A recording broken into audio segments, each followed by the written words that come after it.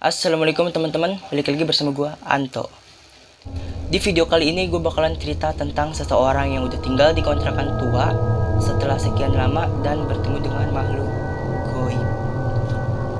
Sebelum kita mulai ke videonya, jangan lupa buat kalian semua untuk like, comment, share, and subscribe. Dan jangan lupa untuk nyalain lonceng notifikasinya agar kalian gak ketinggalan video-video berikutnya dari gue.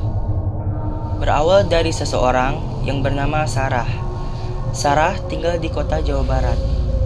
Ia harus pindah ke Kota Kembang untuk menuntut ilmu di universitas ternama di sana. Saat pindah ke Bandung, Sarah pergi bersama ayahnya. Ayahnya akan mengantarkan Sarah ke kontrakan yang akan dihuni Sarah selama menuntut ilmu di sana. Di kontrakan itu, Sarah juga akan tinggal bersama dua orang sepupunya yang juga menuntut ilmu di sana. Sepupunya itu bernama Jani dan Ava. Sarah juga merupakan anak yang paling kecil, maklum baru lulus SMA. Selama 2,5 jam di perjalanan, akhirnya ia sampai di kota Bandung. Ini adalah pertama kalinya Sarah tinggal jauh dari orang tuanya.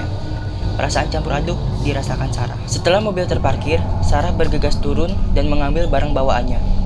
Sembari mengangkat bawaan, Sarah dan ayah langsung menyusuri sebuah gang kecil. Berjalan sedikit ke dalam dan sampailah mereka di kontrakan itu. Assalamualaikum, ucap Sarah dan ayahnya. Waalaikumsalam, Mang, sahut Ajani dan Teh Ava. Terdapat ruangan kosong yang cukup lebar di depan kamar Sarah dan Teh Ava. Ruangan ini nantinya akan dijadikan tempat berkumpul dengan alas karpet lusuh. Ada beberapa noda lembab di dinding, berwarna coklat, dan terkelupas. Pantas saja terasa dingin, memang lembab pikirnya. Tapi sudahlah, tempat ini lumayan nyaman. Sore pun tiba, ayah Sarah berpamitan untuk pulang. Dengan berat hati, Sarah melepas kepergian ayahnya. Karena ia tak tega membayangkan rumahnya hanya tinggal ayah dan mamanya saja. Perlu diketahui, kedua kakaknya Sarah sudah memiliki kehidupan masing-masing di luar kota. Tentu, sebagai anak bungsu, Sarah merasa sangat berat untuk meninggalkan orang tuanya. Singkat cerita, 1 bulan menempati rumah itu, Sarah tidak ada merasakan hal aneh sedikit pun. Atau mungkin Sarah mengabaikannya karena ia sibuk ospek dan persiapan kuliah. Sarah pun bukanlah anak yang indigo. Namun, ia kadang bisa merasakan kedatangan makhluk halus di sekitarnya. Sampai pada suatu hari, kegiatan belajar sudah dimulai dan tugas-tugas mulai berdatangan.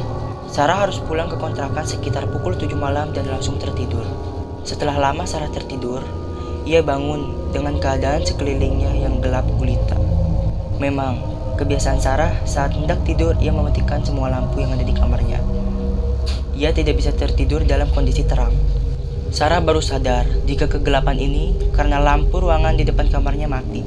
Biasanya, setiap malam, lampu itu selalu nyala dan selalu masuk ke kamar melalui celah-celah pintu jendela yang rapuh. Saat itu, Sarah meraba-raba untuk mencari HP di dalam keadaan yang gelap. Ternyata ada telepon dan SMS yang masuk selama ia tidur. Dan yang SMS adalah kedua saudaranya Sarah yang mengabarkan kalau mereka tidak bisa pulang karena mengerjakan tugas kelompok di rumah temannya. Yang berarti Sarah harus sendirian di kontrakan itu. Saat Sarah melihat jam, ternyata itu sudah pukul 2 malam. Dan seketika Sarah pun merinding. Namun ia berusaha untuk tidur kembali, tapi rasa ngantuk itu sudah tidak ada. Jadi Sarah memaksakan untuk menutup mata, namun pikirannya tidak karuan. Seketika ia teringat, bukankah saat pulang tadi ia membuka pintu depan dan menyalakan lampu ruangan? Sarah ingat betul, jika ia langsung masuk kamar, ganti baju dan tertidur lelap. Dia tidak memadamkan lampu itu. Bahkan, lampu itu pun selalu nyala setiap malam dan sebagai sumber satu-satunya cahaya untuk malam hari. Lalu, kenapa sekarang padam? Sarah hanya bisa berusaha tenang dan memastikan pikirannya. Saat Sarah hendak bangun dari tidurnya dan menyalakan lampu, tiba-tiba ia mendengar suara lirih dari balik pintu kamarnya. Detak jantung Sarah saat itu pun langsung berhenti. Sarah hanya bisa diam dalam posisi waspada dan ragu. Antara yakin ia mendengar suara tawa atau hanya halusinasi dia saja. Ia terus berusaha fokus, dan fokus. Tapi yang terdengar hanya suara hening saja. Perlahan, Sarah pun kembali ke posisi tidur. Suara langkah kaki kecil berlari melintas di depan kamarnya. Dan Sarah pun berusaha positive thinking. Ia memikirkan bahwa itu hanyalah seekor tikus yang lewat. Belum selesai ia meyakinkan diri dia sendiri, suara lain sudah terdengar lagi dari kupingnya, membuat ia kaku sekaku-kakunya. Ia mendengar seperti orang yang berjalan pincang dengan satu kaki diseret, berkeliling di ruangan depan kamarnya. Sesekali mendekati ke arah kamar Sarah, ke arah kamar Teh Ava, dan berputar lagi. Kali ini Sarah yakin jika ia tidak salah dengar.